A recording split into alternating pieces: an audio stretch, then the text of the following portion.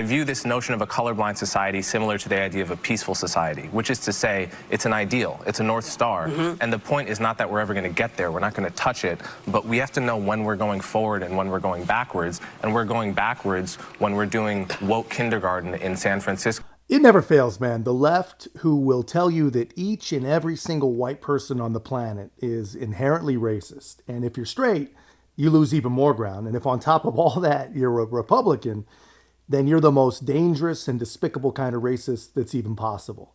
The same people that believe that, they believe that they are somehow justified in calling Justice Clarence Thomas Uncle Thomas and things like that. They believe that they're justified in treating Black America as some sort of monolith that no matter what has got to pledge allegiance to the Democrat Party now and forever. I mean, they believe this. They completely and fully and totally believe this. And if you happen to be Black and you dare share a different opinion than they do, they're not going to hear you. And they will definitely not welcome you. You either do as you're told or you're the enemy. Even if you're a very accomplished author, even if you're a CNN contributor, even if you're a guy like Coleman Hughes, who, keep in mind, guys, this is not a Democrat. He believes in the Democrat Party still, somehow.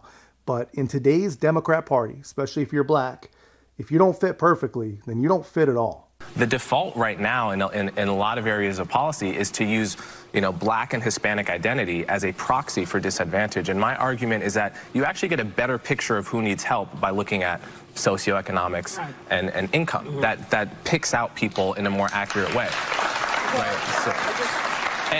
Not my question, but when you say that socioeconomics picks out people in a better way than race, when you do look at the socioeconomics, you see the huge disparity between white households and Black households. You see the huge disparity between white households and Hispanic households.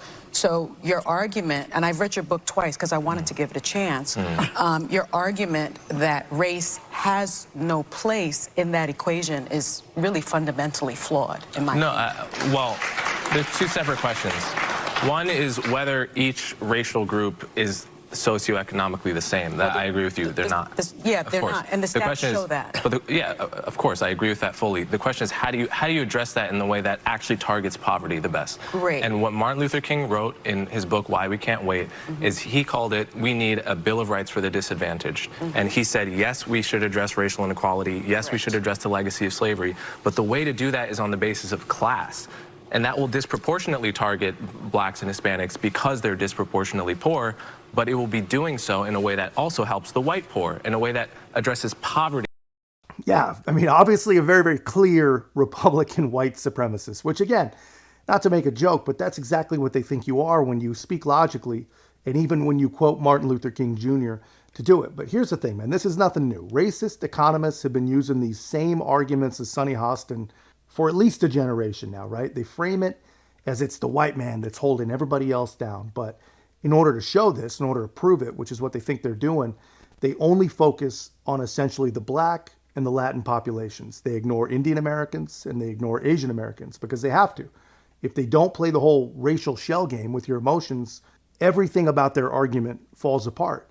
And what they're asking for just doesn't make any sense. And what they're basically asking for are policies that depress this so-called white privilege, right? They want to take away certain advantages from certain people so they can affect some outcome fantasy that they all have. The problem with it is, and I think it's getting to be pretty clear to anyone who can do math at a 6th grade level, the problem is holding one group down does nothing to lift any other groups up. And all Coleman Hughes is saying is that Martin Luther King Jr. was right. If you focus on the disadvantaged instead of race, if you lift up the disadvantaged, you're going to help all of the disadvantaged, which in the end would have the result of actually helping in a very meaningful way the exact group of people that you claim to care about. But a couple things I think are true here. I don't think they actually care about the disadvantaged. And I don't think that this is a concept that Sonny Hostin, who's one of the greatest race baiters of her generation, will ever understand. It's the thing to be addressed. That part is true, but as you are a student of Dr. King, I'm not only a student of Dr. King, I know his daughter, Bernice, right?